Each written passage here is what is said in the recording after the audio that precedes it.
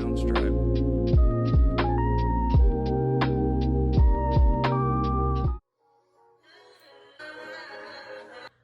Well, welcome back to my channel. This is it's been about maybe April, I want to say April was the last time I posted a video. I'm gonna go to my channel and look really quick. Health and wellness. I want to say. So I think I posted about update on my hemoglobin and my A1C, and oh no, it's been 3 months. Last time we was cooking. I was cooking every weekday for the month of May. That was something I was trying to stay focused on doing due to my A1C, trying to keep it down, which is still down. I haven't went back yet. It's 3 months. I think I will have lab work done until the end of the year. Anyhow, so that happened in 3 months ago. For the month of June, let me go back. May was a heavy month. It was Mother's Day, of course. Trying to navigate through this life, dealing with grief of losing my parents. So May was Mother's Day. June was my dad passed away June 6th, a few days before my birthday. So then my birthday, I turned 51. You know, nothing, it was a good birthday. Party and stuff, I've never been that type of person that did a lot of partying things, but I, planned to do stuff and then I didn't do it, planned to do something else and I still didn't do it. Nevertheless, it was a up and down roller coaster type month for June. Then I started having problems with my stomach. I started having these real bad pains in my right upper quadrant areas that radiated to my back. My mom passed away with liver cancer. So her symptoms before I really knew what was really going on, her symptoms was that she was really obsessed about her bowels. So of course, naturally, it triggered me to think of what could be possibly wrong with me because I had this pain. And I was having regular bowel movements. I know this is a TMI, but I didn't think it had anything to do with that. I thought more or less it was something to do with either my liver or pancreas or any of that. So I went like 2 weeks having this pain. I would take Tylenol, it'll take the pain away. Then I started trying to do some herbal things, rubbing on some kind of cream, rubbing on my side. I thought maybe it might be my liver. I had all these things coming into my mind. What could possibly be it? So finally, I ended up going to the ER, one of the little small urgent care ER, and had a CAT scan done. And the CAT scan showed that my liver was fine, my pancreas was fine, my kidneys was fine. However, it did detect that I had a large amount of stool in my colon. And they asked me, was I constipated? And I was like, no, I was going. And so she said, well, you got to get this, get the stool out of your colon, because if you're going, you must be going around the blockage. Me being a nurse, I understand that. So I end up going to the store and got me a bottle of magnesium citrate. I have a couple friends that are nurse practitioners, but my one close one that comes to our facility told me to go ahead and take that. So we didn't want to work around with, Marilax and all this other stuff that takes a while to work. So I end up taking this in one night. I took half of the bottle and then I waited an hour and took the other half, which this is lemon flavor and I like lemon, so it wasn't nasty at all. So I took that. And my son came home. He came home to be home for my birthday, but I hadn't told the kids anything that I was having any kind of problems or didn't feel well or nothing, because I didn't want to get them all worried. I was worried enough by myself. So I ended up taking it, and my son knew I was taking it. So he walked by, he was like, Mom, you got to remember that magnesium worked fast. I said, I know. I said, I'm not going nowhere. So anyway, it wiped it out. When I tell you wiped it out. I didn't have no pain the next day. I went on for a whole week with no pain. I still had an appointment to follow up with a GI doctor. So I still wanted to know what was the deal, because my diet didn't really change. Matter of fact, my diet had got better because of the fact of my A1C. So I was more cautious of what I was eating and what I'm not eating. So that was the thing that I had to make sure nothing else was going on. So of course, I'm 51. You know, it's time for me to have a colonoscopy. Now, the beginning of the year, I opted out of having the colonoscopy. I just didn't want it. I didn't want it because I know what could be some of the side effects. I didn't want to be put to sleep. It was just a whole bunch of stuff that I just didn't want to do. I just didn't want it. So I opted out of that and did the colon guard, where you go in a tub and put something in a little tube and you send it off, and they run a test and they'll tell you, hey, yeah, you still need to have that colonoscopy done, or they'll say you're good for 3 years and you just wait, in 3 years you go back or you have a colonoscopy. Either way. Well, most GI doctors do not prefer that exam. I don't care. I had it done. It was negative. Everything was fine. They said I didn't have to go back, have that done until another 3 years, but because of the issue that I had in June, they suggested that I go ahead and at least have one colonoscopy, because the colon guard do not detect if you have any polyps. Okay, so I said, okay. So in between that time, I was waiting for state to come survey my facility, the building that I work, the company that I work at. I don't want to say my facility, because I did used to own a couple ALFs at one time. So I don't own them anymore. I work at a skilled nursing facility. So I was waiting for a survey to come, and survey did come. I was scheduled to have the colonoscopy on July the 18th. However, survey came July 15th. So I had to end up rescheduling it. And I rescheduled it for, I want to say August the 2nd. And then the doctor had to call me to reschedule it. But in the back of my mind, I had already knew I wasn't going August 2nd. I don't even know why I wasted them people time by making that appointment, but I already knew that I wasn't going to do it. The pain was gone, just like most people. Pain was gone. I was going to the bathroom regularly. I didn't have any more issues. I was just like, and the colon guard said it was negative. So there's no need for me to go have the colonoscopy. There's no need. But I went to the GI doctor anyway, as the ER had recommended me to do. And so the lady come and talk to me and stuff, the nurse practitioner. She was like, Tisa, you're a nurse, you know we really need to see. It's better to see than not to see. And I said, okay. And, she started talking about different ones that we know. I had a nurse that worked with me for years and years at the current facility that I'm at.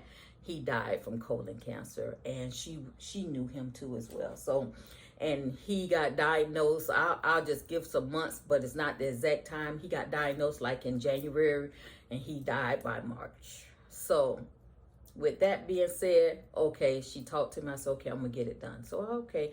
So I got scheduled to do it August the 12th. I could take, they gave me a prescription on what I can use to do the bowel prep. Hold on 1 minute. Let me go get.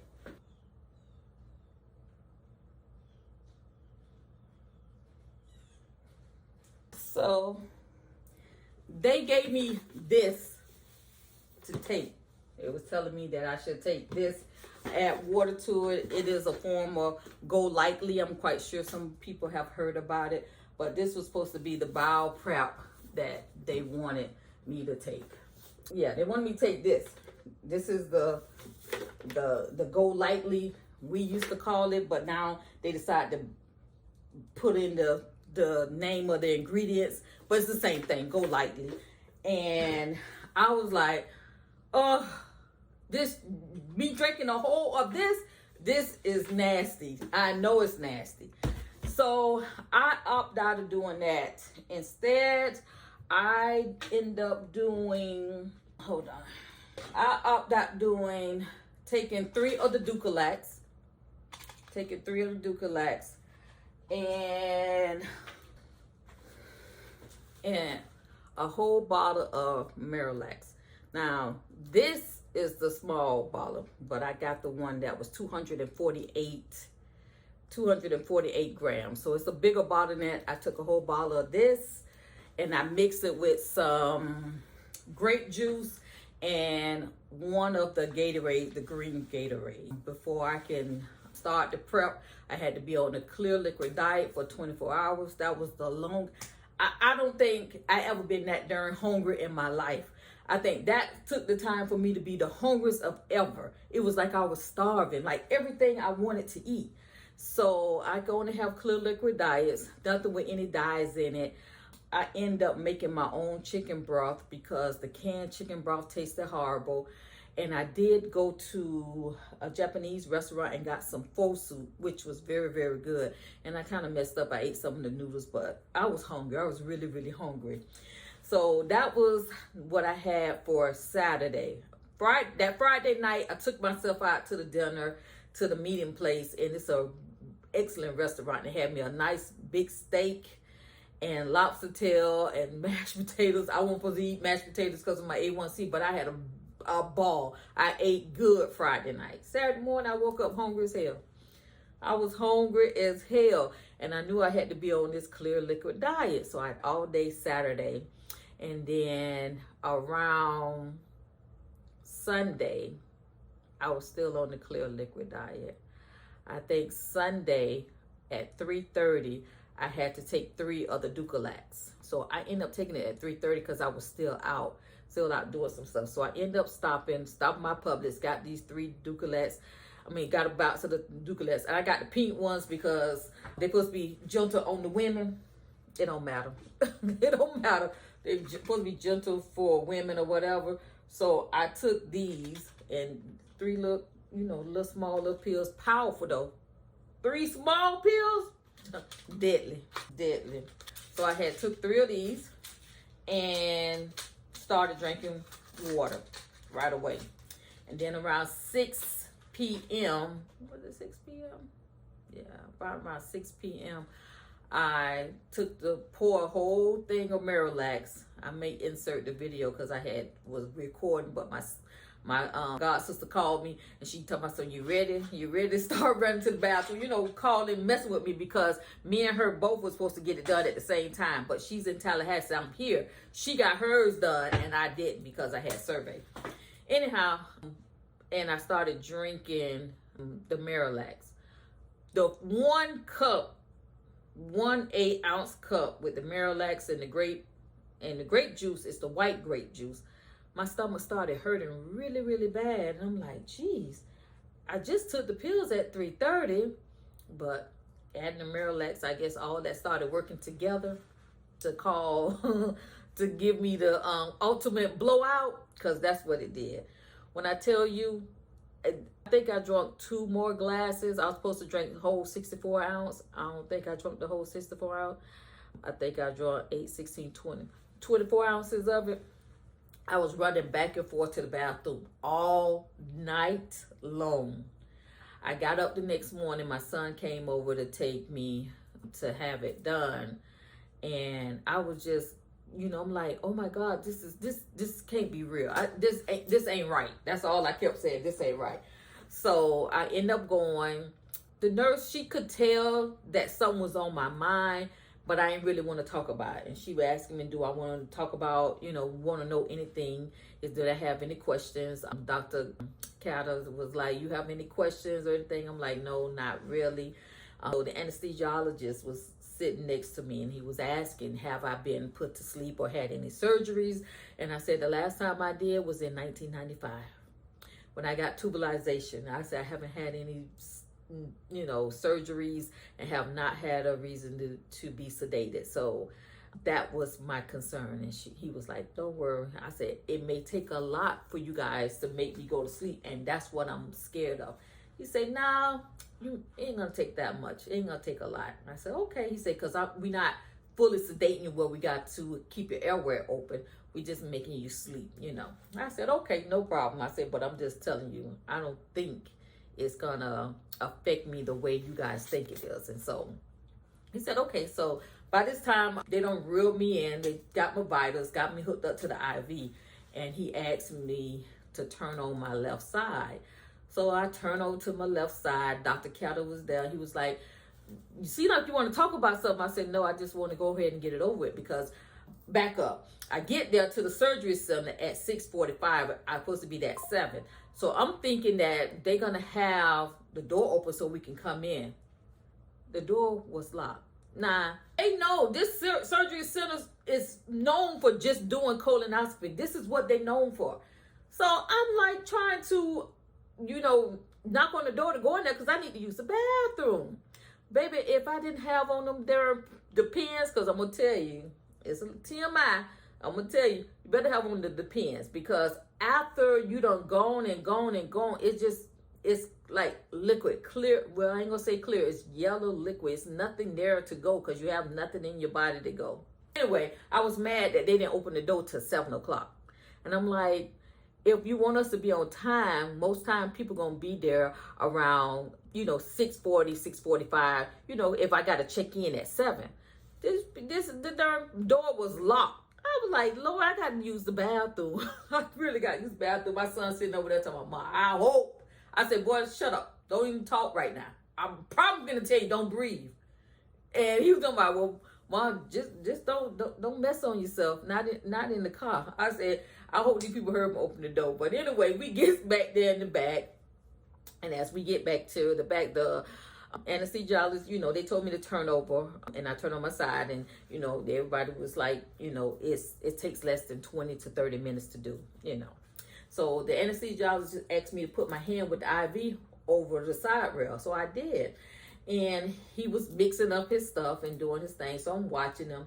He said, "You think you ain't gonna go to sleep?" I said, "I'm gonna go to sleep, but you probably gonna have to give me a little bit more than what you got there." And he was like, "Don't worry." He get my IV, of course, he inject the propanol, and he said, "Go to sleep, my friend." And that is the last thing I remember. I don't remember nothing else but go to sleep, my friend. And when the nurse came, she said, "Tisa," and I looked, and I natural instinct, I reached back to touch my butt, and she said, "It's all done." We're all done. I said, "Really?" She said, "Yes." She said, "There was no polyps. You're good there." She said, "But you do have a condition called diverticulosis, where that you have extra little pockets, little sacs of stool. So you need to make sure that you always take a stool softener to make sure everything comes out. So that's the reason why you was having pain, and that's the reason why you was a little constipated. But you have no polyps. There's nothing we need to send off. We don't see anything there, and you're good for 10 years. Let me tell you, baby, I'm so happy. I was so happy they told me that, because, baby, that's not something I just want to do. Not want to do. And I know there are some people that has histories, family history of colon cancer, and they have to go more, frequent because of the history or because they had polyps. So if they had found any polyps, then I probably had to come back within 3 to 5 years. So, but yeah, that was an event. But I'm thankful to God that everything came back good, negative, and yeah. So, just a little wellness update, and it is not today. I can't believe today's September the 1st. So I'm going to be going on vacation in October for 3 weeks or so from work. And yeah, so I'm going to be doing some things. So I'm trying to get back on the swing of things. It's always something happening that caused me to divert and get MIA, but I'm sorry. I did see some people, I see some of the viewers comment on some of my old videos about the iron infusion. I haven't had any issues with my iron as of yet, so at the end of the year I do go get my yearly lab work again to check. Right now it's like twice a year I'm doing it now to check to see what's going on, but I think I'm okay because I'm in that pre-menopause stage, so I think that's why my iron is okay. Last time I got the infusion, I haven't had to go back. Well, thank you guys for watching this video. If you like content like this, comment down below, like, subscribe, and yeah, I'll be coming back. I'm posting. So I retwist my hair. Oh, I'm so proud of myself. I retwist my hair. Now I have to do the crochet method because when I try to plait on my hair, I don't know, for some strange reason I can't lock it tight enough. So I have to do the rubber band method. But it's just fine, just fine. I called myself was going to retouch just the outside today, and that was yesterday, and I end up doing the whole head. So, but that's it. All right, until next time, y'all be easy.